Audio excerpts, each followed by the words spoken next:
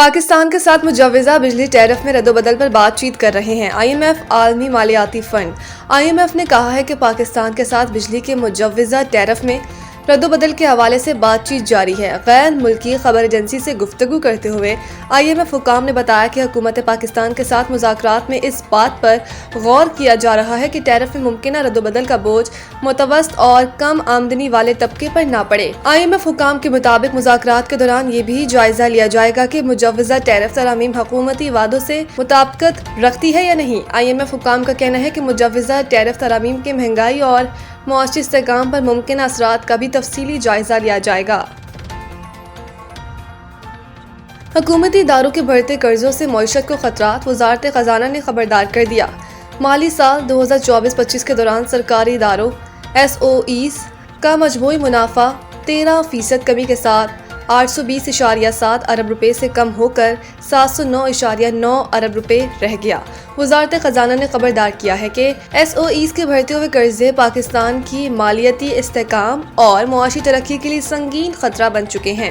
इन इदारों की जानिब से हुकूमत को फराहम की जाने वाली खालस नकद वापसी तशवीशनाक हद तक कम हो गई है। वज़ारत ख़ज़ाना के साथ मजमूई कारकर्दगी रिपोर्ट में इंकशाफ किया गया है कि हुकूमत ने गुज़िश्ता माली साल के दौरान सरकारी इदारों को 2.1 अरब की माली मुआवनत फराहम की, मगर इसके बदले में खालिस वापसी महज 40.7 अरब रुपए रही। रिपोर्ट के मुताबिक खालिस माली भाव गुज़िश्ता साल के 458.2 अरब रुपए से कम होकर सिर्फ 40.7 अरब रुपए रह गया, जो 51% कमी जाहिर करता है।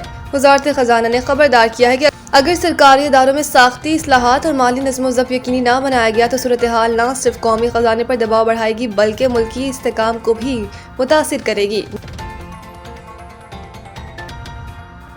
अमेरिका ईरान के खिलाफ तवील फौजी ऑपरेशन की तैयारी कर रहा है। अमेरिकी ओहदेदारों का दावा। बरतानवी खबरसां एजेंसी से गुफ्तगू में 2 अमेरिकी ओहदेदारों ने दावा करते हुए कहा कि मुसलसल मुहिम अमेरिकी अफवाज और मशरिक़ वस्ता के लिए ज़्यादा खतरे का बायस होगी। इस बार हमले की जारी मनसूबाबंदी ज़्यादा पेचीदा है। उन्होंने कहा कि अमेरिका ईरान का जौहरी इंफ्रास्ट्रक्चर ही नहीं, स्टेट और सिक्योरिटी तंसीबात को भी निशाना बनाएगा और अमेरिका को पूरी तवक्को है कि ईरान जवाबी कार्रवाई करेगा। दूसरी जानिब पासदारान इनकलाब का कहना है कि अमेरिका ने हमला किया तो किसी भी अमेरिकी फौजी अड्डे को निशाना बनाया जाएगा। खबर एजेंसी के मुताबिक अमेरिका के उर्दन, कुवैत, सऊदी अरब, कतर, बहरीन, UAE और तुर्की में फौजी अड्डे मौजूद हैं। मीडिया रिपोर्ट्स में बताया जा रहा है कि पेंटागन एक और तैयारा बरदार जहाज मशरिक़ वस्ता रवाना कर रहा है।